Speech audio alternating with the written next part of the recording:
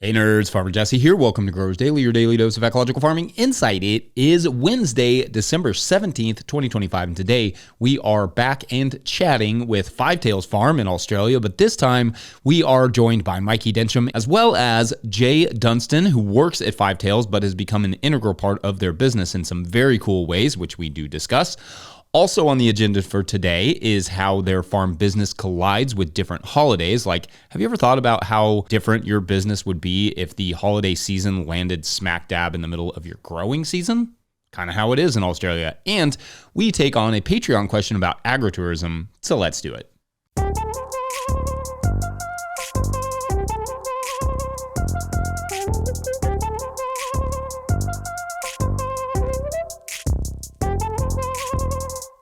Mikey and Jay, welcome to the podcast, y'all. Thanks, mate. Thanks for having us. Pretty stoked to be here. We're pumped. We're a good duo as well, me and the big Jay. Yeah. Well, I'm glad to have you all. This is going to be super fun. So, first, fill us in a little bit. Like, it's December now. Yesterday, just so you know, it was 2 degrees Fahrenheit here on the farm, which is negative 16 Celsius. Oh. So I think for you all, it's probably not the same, but tell us a little bit, like what's going on there in Victoria, Australia right now, temperature-wise, and then also just talk a little bit about what you got going on the farm. We're definitely not at that cold temperature. No, we were actually talking about that today. We had our first day above, I wrote down the conversion, 90 degrees Fahrenheit. Oh, okay. Our first day of the summer, so summer is summering. Yeah, summer is finally summering. Yeah, like we spoke about in the other chats between us, Jess, it was a super wet spring, which kind of slowed everything down. We're kind of fingers crossed waiting for this heat to come. And it's funny how there's just, in our climate, there's usually just a switch button, and then suddenly it was like, it's on now. Summer's here. So it's really nice to see some of that summer crops that were struggling with the cold and the rain kick into gear. So zucchinis are coming on strong. Our cucumbers are at full kick. They're really, I know they're probably about 8-9 foot tall now in the greenhouse. Pumping first big harvest. Oh, and first tomatoes today. And the first cherry tomatoes just started ripening, so we picked them. So things are coming along. It's exciting. It's a feeling of summer, you know. You're starting to get fatigued. The bag's under the eyes already. Yeah. Maybe that's Christmas, but yeah, coming into it.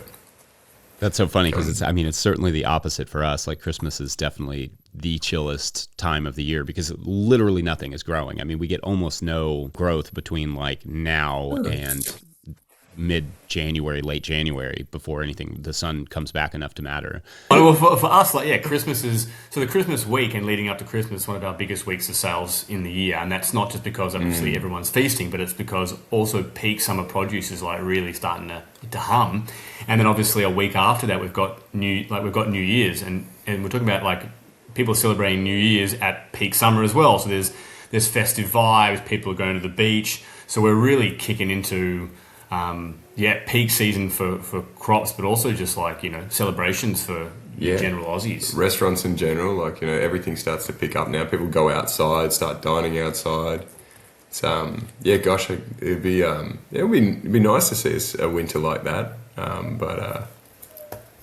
winter at Christmas. Like we don't have, I'm trying to think if like peak holidays for us in our growing season, like we don't have anything like a Christmas and a New Year's in there. Like we have the 4th of July here in America is like, our Independence Day.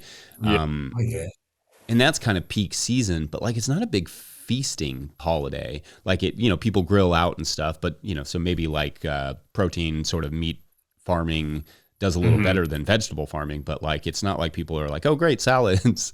I need to have a big Thanksgiving. Yeah. That was recently, wasn't it? That was Thanksgiving's pretty recent. So Thanksgiving's in November, and that is a big one too, but it's not at peak season. So it's really like, late November, you're doing a lot of storage crops and stuff like that, and it can be a really good day. And for some people, it's a big it's a big day. Mother's Day is another one. Do you all have a Mother's Day there? I'm assuming you do. Yeah, we do, but it's in May, so it's actually, as flower growers, it was always like to push the season to try and hit that Mother's Day pump, but we prioritise, I suppose, Valentine's Day, which is in February, which is peak season for us for flower growing. Yeah, right. Which is funny because it's the same here, right? We get ours in early May, but like very few flowers are pumping out in early May. So like for flower growers, it's really difficult. I mean, it's not difficult. Obviously they do it, but like they do have to push their season a little bit to have enough flowers to meet like Mother's Day demand. And then, I mean, for the most part, like for most of America, at least, like Valentine's Day is kind of out of the picture. Like there's just nothing growing in February. But yes, I think seasonal celebrations, they can definitely push the calendar because it's the opposite. We've got not only is there obviously there's Christmas and there's the New Year's, but there's also the big summer holiday break. So there's literally the whole month of mid-December to the end of Jan. People, schools are on holiday. It's summer break. So for us, it's where it's peak summer and that's peak salad production. Trying to just people on holiday celebrating. So we're really leaning up to. A big month, an absolute ripper.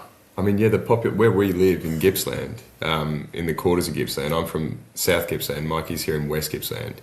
But where, like, in South Gippsland, for example, there's a place called Phillip Island. That population quadruples from the start of Christmas all the way until the start of February. And that's a sales kind of outlet for us. Yeah. So the population quadrupling and people will be more tending to buy produce like the produce that we can provide. So the sales outlets are just insane at the moment. Wow, yeah. So that's interesting. Tourists come here because we're in Bourbon country, right? Like people come here to go drive the Bourbon Trail and do that sort of stuff. And horses are a big thing here, right? The Kentucky Derby and all that stuff. But we're not really like in a tourist location, so it doesn't affect us very much. Summer in the middle of the summer, like the local towns, like the colleges will let out. And so like our summer break, oftentimes coincides, like we'll lose a little business, but really, mostly if we're focused on local customers, we can retain that. But it is interesting to just think about how different your potential markets are based just on where those holidays fall. Yeah. Yep. Yeah. Also, just switching subjects for a second, I was curious because you said cucumbers, and last time we chatted, Mikey, we talked about grafting tomatoes. Are you trying any grafting with your cucumbers? We actually thought about it this year, but I think we realised that we're going to bite off too much. we already bit off a lot with the 2,000 grafted tomatoes, but I'd love to see it because we're in a valley, Jesse. Like we've found we've got really high mildew pressure. Like there's a lot of morning fog that sits there, so high humidity. It's a challenge for us, and also from some of my research, it seems like there's a link between low manganese soils and mildew, and we actually have some low manganese. So I'm working on that side, but just the environmental side of having a fog, even in the middle of summer, which can settle and only rise at like 8:39. That's been an issue. So we usually do 2 successions of cucumbers when. Look, I'd love to just grow one succession of cucumbers from the beginning of the season to the end and just keep them real healthy, but to manage the mildew, we split the succession up, which takes up a lot of space in the small farm. So I think if grafting gives it that extra vitality and it can help fight off, say, a mildew perhaps, I reckon it could be something worthwhile us trying next year, just doing a row or 2. Yeah, I'd like to try it. I tried it this last year. I did not give it the same effort that I gave my tomatoes. What made it difficult for me was that the tomatoes I can start in like January, deal with in February and March, like when things are slow for us. But then cucumbers don't go in as early for us as our tomatoes. So, and they're faster, right? They're faster into production. So like, I was trying to start them a little later when I was busier, and it just didn't map out for me to have them, dealing with them in the closet and spraying them and remembering them and doing all the extra things. care and attention. Exactly. It just wasn't there. But I want to try again. I saw another method that I think I'm going to try, at least just give it a shot and see if I can get it to work, because we have similar issues. Like we're so humid here, and we have the fog, we have the, it's very, very humid. So we do often have like foliar issues with our cucumbers, and I'm trying to figure out like what little changes I can make to make our cucumber production a little better. But yeah, that's been a crop that always has confounded me a little bit. But it is such a major crop. Doesn't get, I think, as much attention as tomatoes does in terms of its nutrition plan, in terms of its everything, pruning, lowering, all that sort of thing. So I think it'd be. yeah, maybe it's something we can explore in the future. And I do a bit of research. We can play around and see what we can do. Yeah, that'll be fun. I will give it a shot this, in here in a few months and see what I can do with the grafting side, and then just see how much better production I can get, if any. But yeah, it's a crop that I want to grow. It's definitely one that's in a decently high demand. But it's also like I've always thought of it as, one of the more inbred crops. Like it's just doesn't have your average cucumber, like what we grow, doesn't have the diversity in it that other crops do. And so it often doesn't have a lot of defenses, and at least that's how I've always thought of it. And that's how it's always talked about, I guess. But yeah, I don't know. It'd be fun to explore, that cucumbers a little bit more in depth. Cause like you said, tomatoes get a lot of love, but cucumbers just don't get quite the credit. Not quite as much. Exactly. I'm trying to think what else is kind of new and rising up. Raya was sick. That kind of took Kez and I out of the game for a couple of days, so the team had to kind of lift up and kind of get production going, which is a challenge. But I think that's the good thing. Like you guys you've been around for you manage epically well, and the 2 new workers, so that was a bit of a challenge to get over. That is so complicated when you have a sick child. It just makes everything. It's so difficult, just psychologically, and it feels like it's never going to end. And you don't know exactly what's wrong because they can't tell you. Oh, it's brutal. For sure, exactly. And you're going to try to balance all the work stuff and the orders and whatnot. So it was very sad coming up to the house to check on you guys, and I just see this little red baby, little fever, and little Miss was really a bit upset. She was. That's why Kez is not around to join today. But we had a workshop with JM. He actually came out to the farm and we did a workshop. So we're still on a bit of a workshop hangover in a way. Like we're just a little bit, a bit fatigued and. Yeah, that was a really special event. I think it was a really special event. Obviously, we're on the other side of the globe, so to have some attention from the northern hemisphere. Oh, the big dogs from the States, mate, and they, big dogs from Canada. Sorry, that was deeply offensive to them. But when the big dogs come down to the southern hemisphere, it's a big event. So yeah, I think it was very special. I think we had a good turnout. We had a lot of Aussie growers that were kind of really excited to kind of. I think be at a place to celebrate growing, not just learn new techniques and stuff from JM, but I think just be together. So that was a really special couple of days. That's right. Meeting obviously JM and his crew, Frederick, and Jody Roebuck was here too. But Jody was there too. That's cool. Yeah, it was a party. All right. It was. And we also actually had Wayne. Remember, I've from Peninsula Fresh that I interviewed on the. Yep. Yeah, so Wayne popped over. So it really was. It was kind of a mix of kind of more experienced and growers. Oliver was the day before. We had another workshop. Yeah, Oliver from Romaro Farm, who was on the podcast as well. So it was it was just a couple of days of just.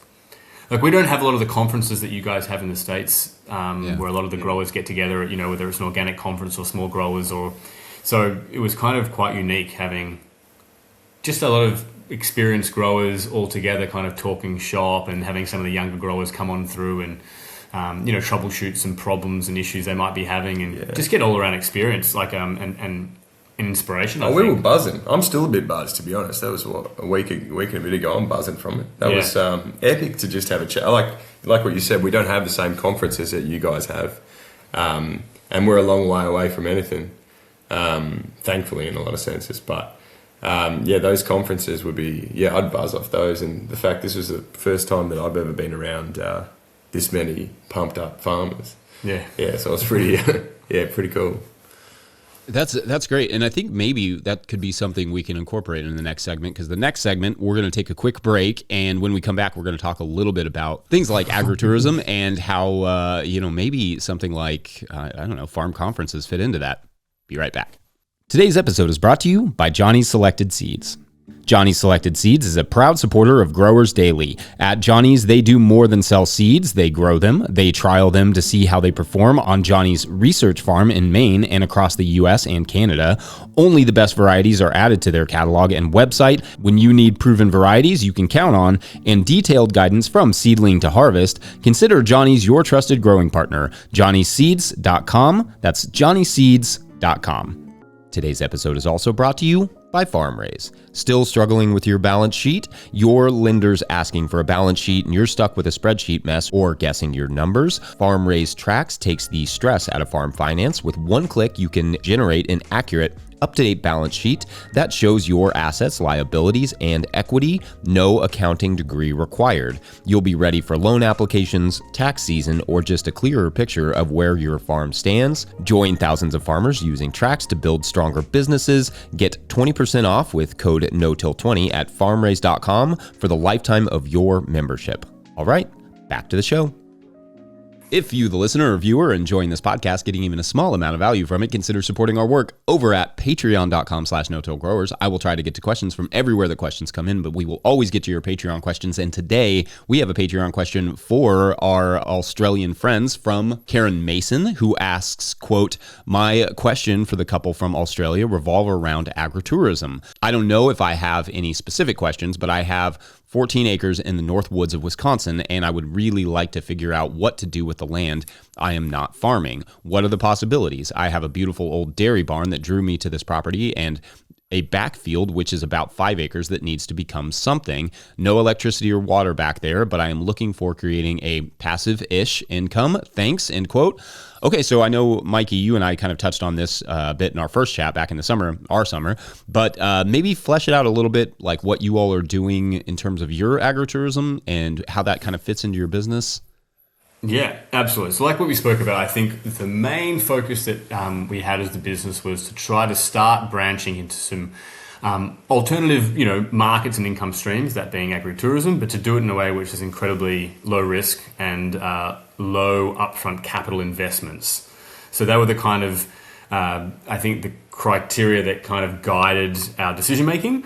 To say that after a year now, I think because we've got some experience with it and we've had some precedences, our ability to kind of look outside that box and kind of say, okay, now we may want to invest a bit more capital in it because we know that generates money. But that's kind of my first kind of go-to is there a way of doing this that's low risk? Because I think that's where a lot of people get into trouble. And a scenario like this, you've got a beautiful barn and you have an idea and you're like, I want to make it into an event space or a wedding. Before you know it, you've dropped $50,000 and the market wasn't there. Or $50,000 and you realize that you needed $150,000 to really nail it.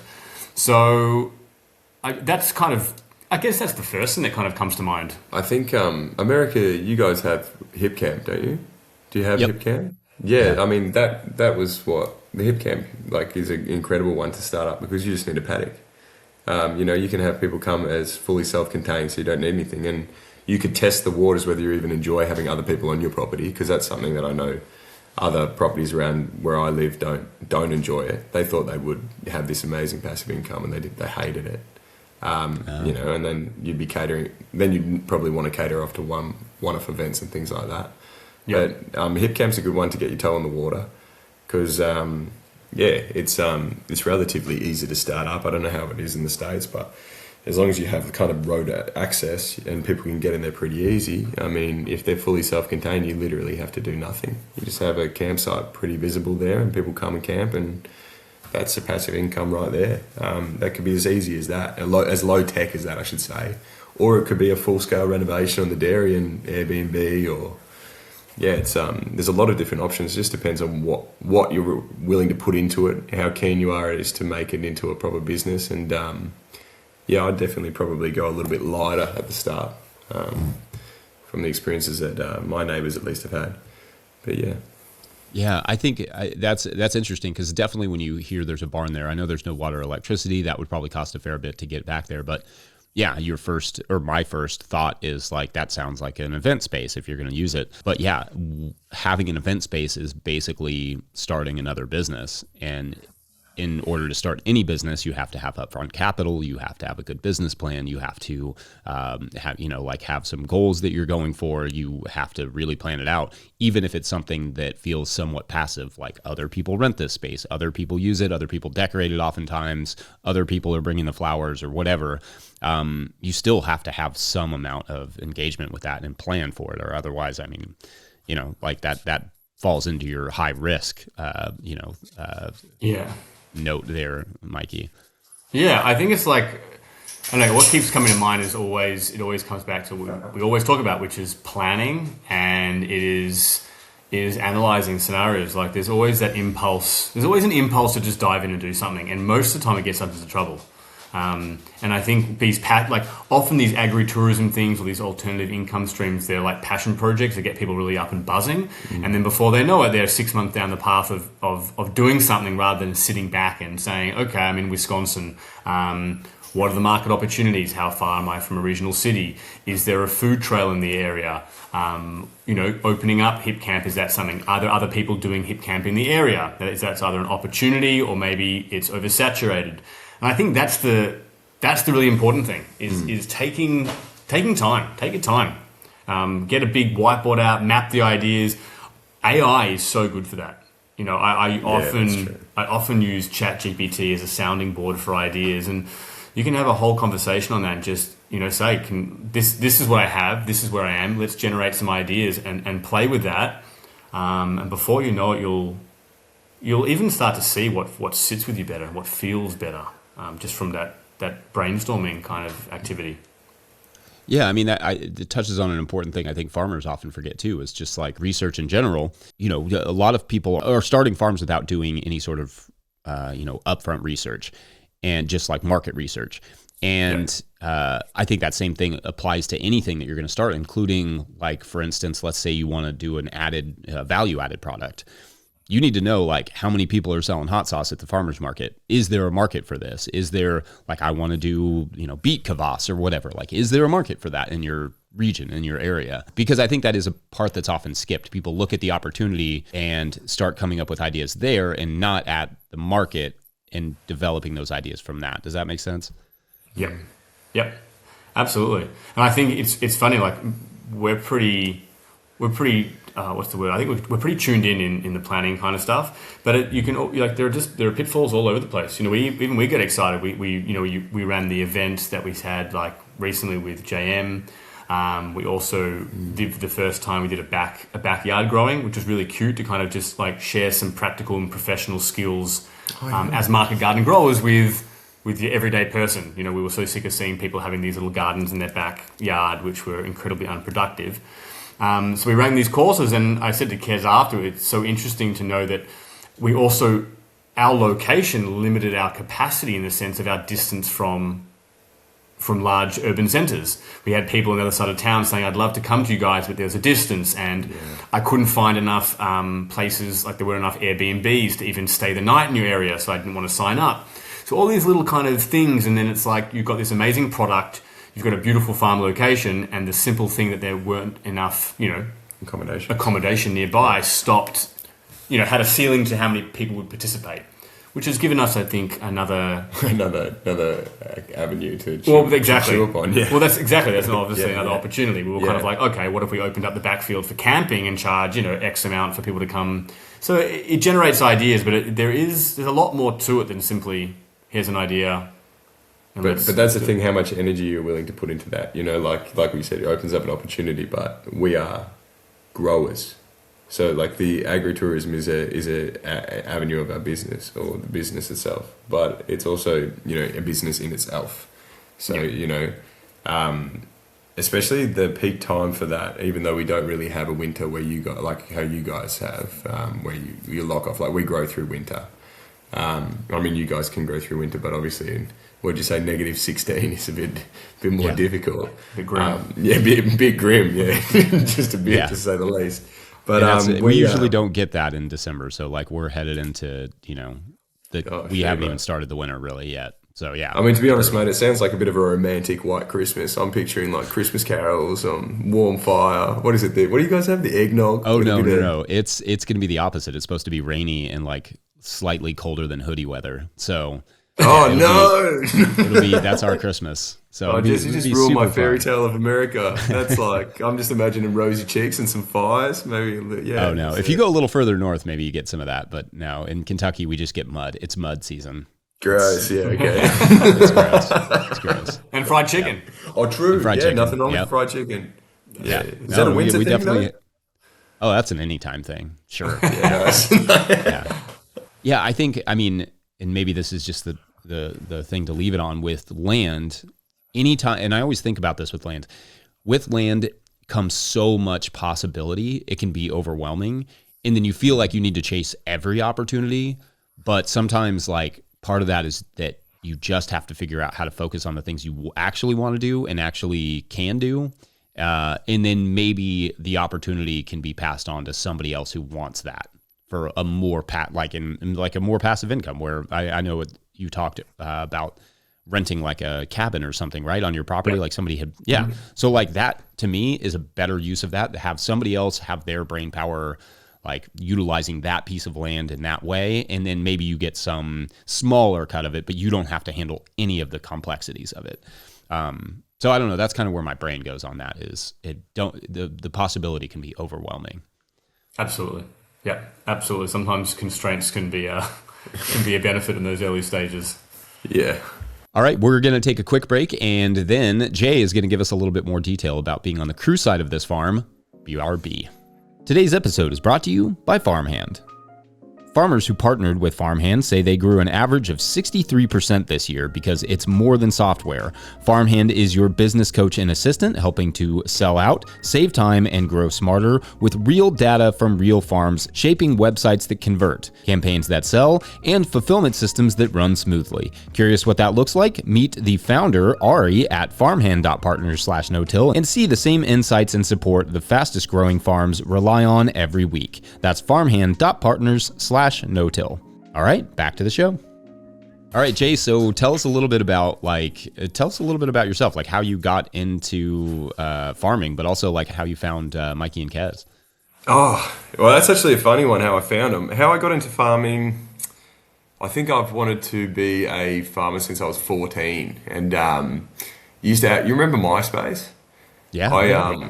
Just before that kind of cracked out, when I'm in my 30s now, but in my 20s, we looked back at the MySpaces to all my mates to see what we wanted to be. And in my About Me, I was like dead set, I'm going to be a farmer when I grow up. So since the very first MySpace, I wanted to be a farmer. That was all I wanted to do. But I delved in, so my wife is from the Netherlands. In Australia, well, even before that, I met my wife in Asia when I was working on a farm in Laos.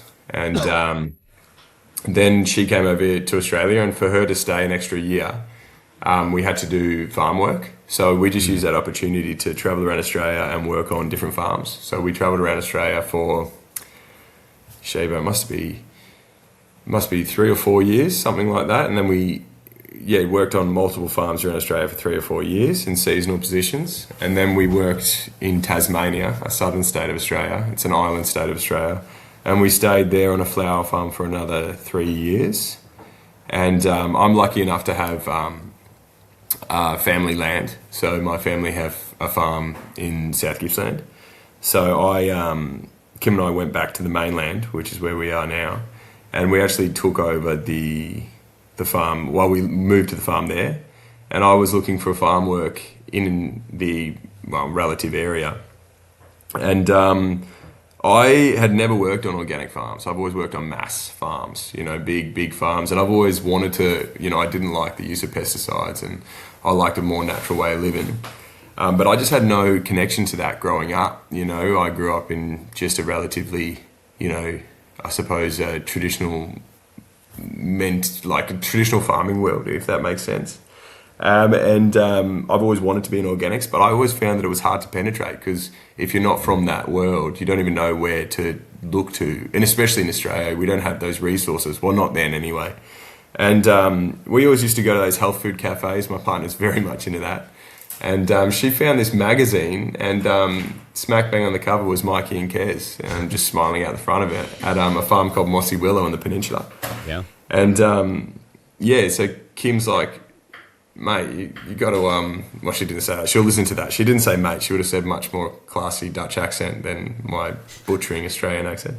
But she said, oh, you got to apply. And funnily enough, it was at the exact time that they had a job opening. And I knew nothing about Mossy Willow. I knew nothing about Mikey and Kez. And I just applied for that job, and I met them there. And that was like seven or so years ago. And I've just been farming in this small scale, in particular no-till movement ever since. And I got pretty into it.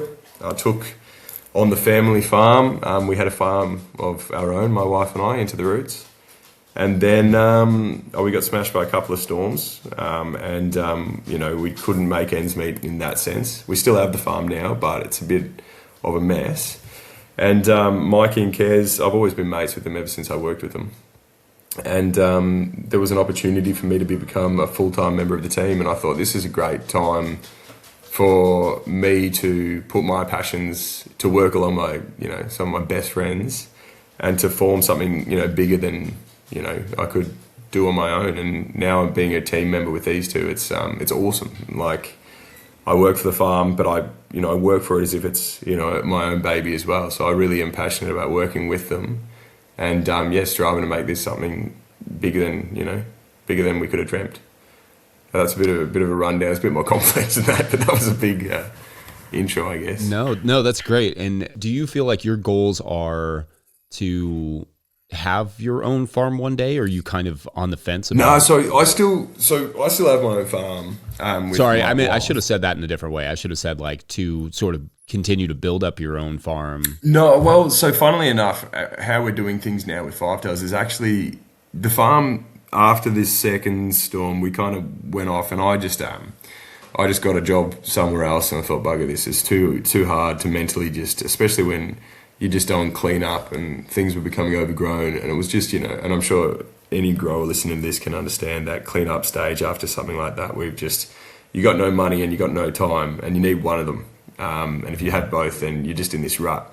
So funnily enough, I was working with Mike and Kez, and I love being back into it. But then we've hit critical mass in the gardens that are here. So we're actually starting to grow five-tail crops on my farm. And I'm employed a day a week at my farm growing 4 five-tails.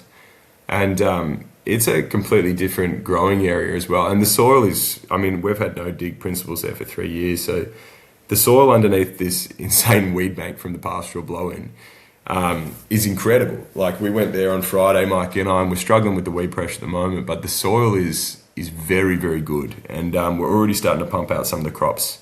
4 five-tails at the second location, and we're just we're delving into that to have that. So I predominantly work here in this place, but at the moment it's 4 days here and 1 day at my own place, but it's all for five-tails. I kind of love that. I love this idea of, like, you having this space of your own, right, and your own farm. Yeah.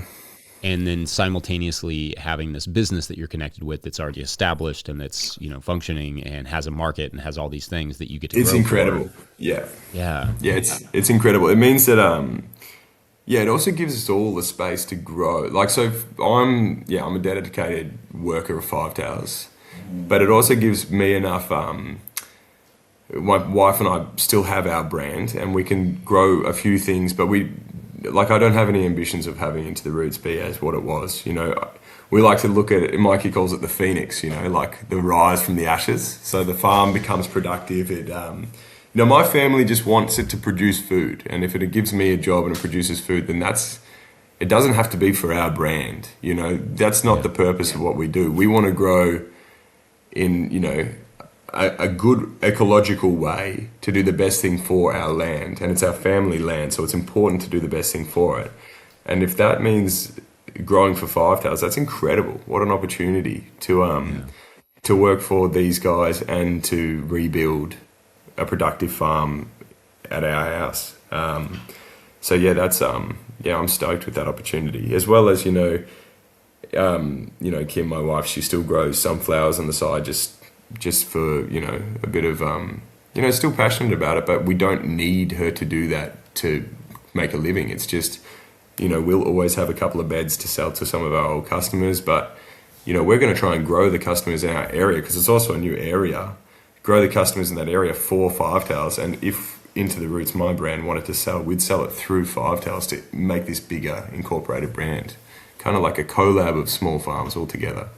In some ways, that's kind of like the dream for a lot of people to have. I think a lot of people, especially, the American mindset is very entrepreneurial, and it wants to be like, have their own thing, do their own thing. But sometimes, like, joining something like that in almost more of a cooperative sense, I think is such a better way to get started and then build on this thing, the Five Tails thing that you clearly have a sense of propriety over, which is huge. To have an employee that has that sense of propriety is like a really special thing. Yeah. Oh no, I want this to be the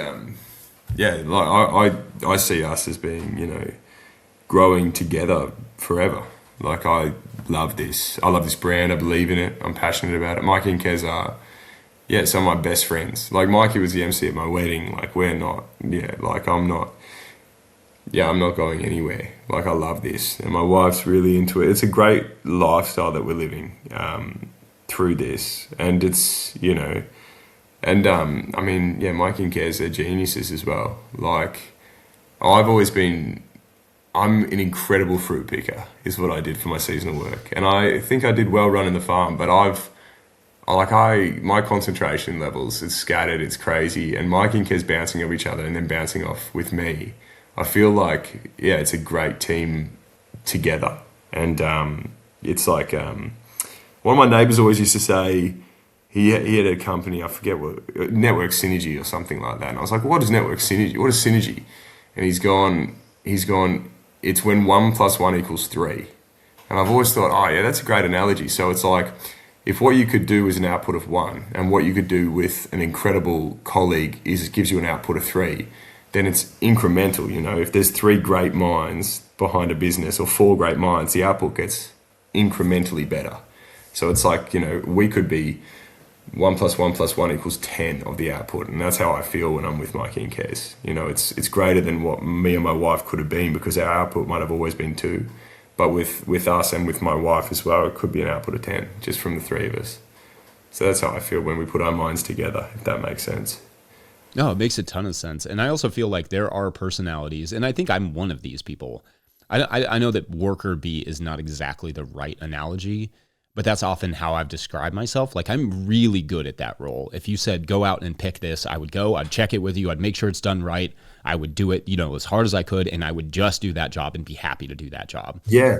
It is harder for that sort of personality, I think, to run a business on their own. Whereas if you plug that personality into the right business or into the right situation, like then you get to that synergy that you're talking about. And I think like that is always something that I think in my experience as a farmer, right, as a farm owner, that I've missed out on a little bit, that I wish I'd found a situation like what you have. Like that's really cool.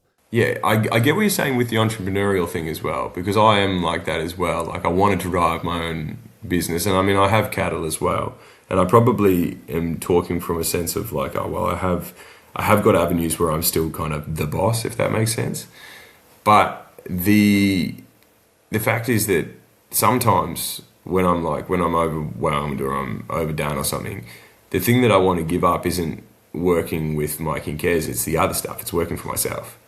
So it's like, you know, when you hit that wall, and I have worked for myself for years as well, running my own market garden.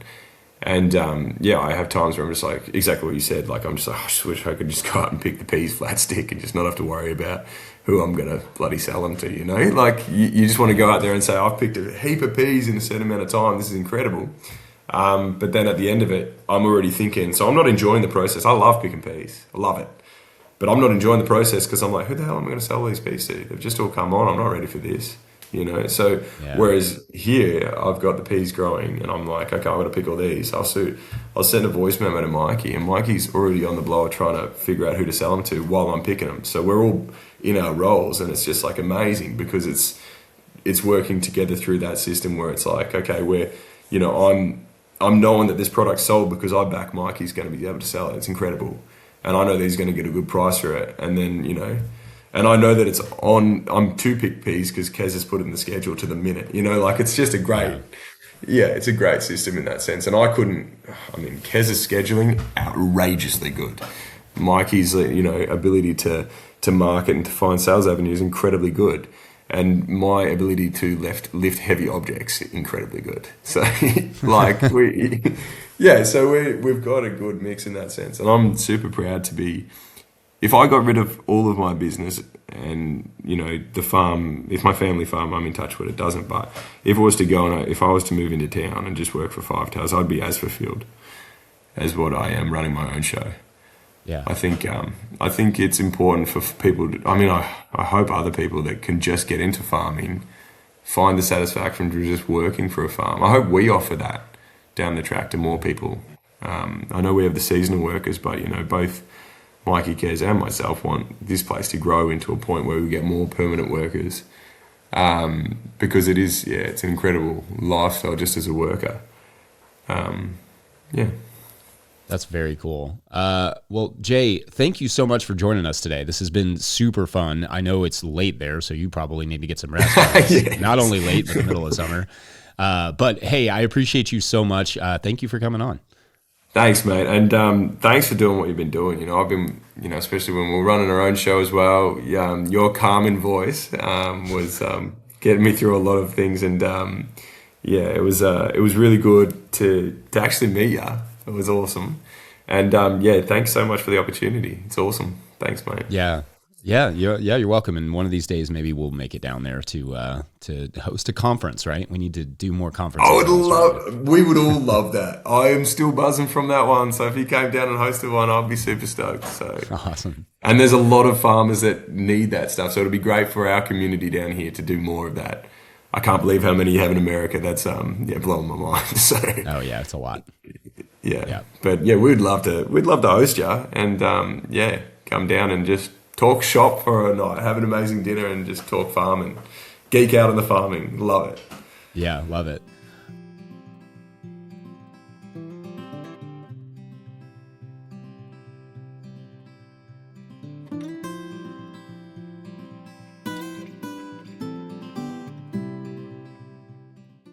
All right, I hope you enjoyed that episode. So much fun. We will put all the links for how to follow both Five Tails Farm and Jay in the show notes. Don't forget, No Till Growers is now officially a nonprofit 501c3, so donations are tax deductible and greatly appreciated. You can learn more about how to do that in the show notes. Please make sure to like and subscribe and or follow wherever you're getting this podcast. That's an easy way to help us out as well.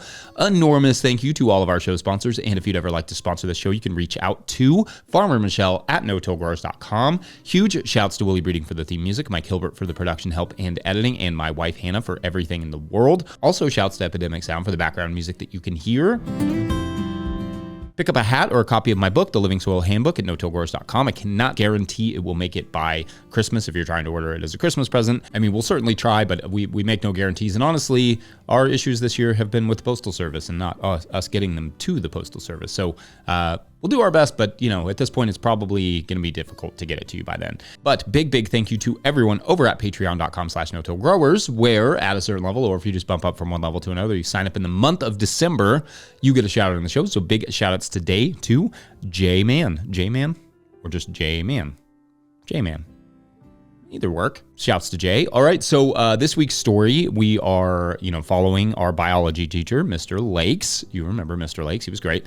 And anyway, Mr. Lakes' school gets shut down and he loses his job. And so he goes back to the school to start cleaning up his things and all the plants that he has there, and is thinking about how this whole school is going to be abandoned, but he's done so much work on the landscaping and he has 12 years of plants collected, and that it's just, he's gonna have to find homes for them. It's gonna be a whole ordeal. And then he also has this like a whole large greenhouse set up in the back, which he used to use for like growing for fundraisers and stuff. And anyway, he thinks about what a shame all this is, and then thinks, wait a tick, I wonder if this building is for sale.